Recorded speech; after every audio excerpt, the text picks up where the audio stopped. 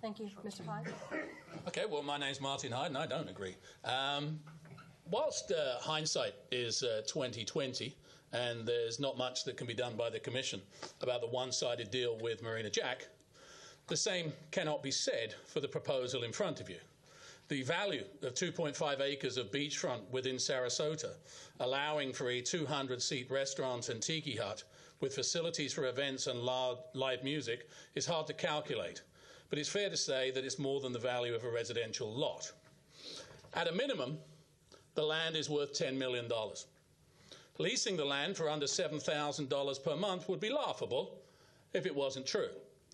The argument that it saves the city $144,000 in maintenance costs is disingenuous, as the city manager knows, and does nothing to improve the deal, as it's factually incorrect. The unstipulated sums for improvements are moot too, as they're not for the benefit of taxpayers, but to enhance the revenue potential for the leaseholder. A 10-year lease with successive one-way options tying the property up for 30 years is as good as selling it outright, as most of us in this room will be dead before the lease ends.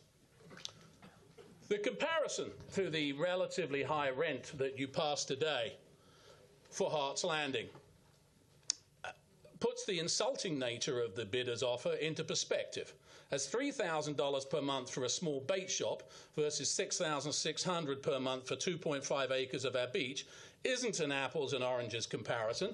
It's more like the size of a mouse to an elephant.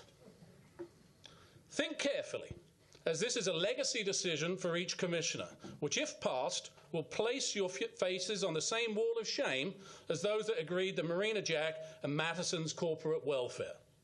If you don't care about the impact on the neighbourhood of a 200-seat restaurant that wasn't discussed in 2012, or the unreasonableness of changing the operating hours to impact locals, think on the $40 million plus that Marina Jack got last year, whilst we got nothing to help with our $150 million pension deficit and homeless issues.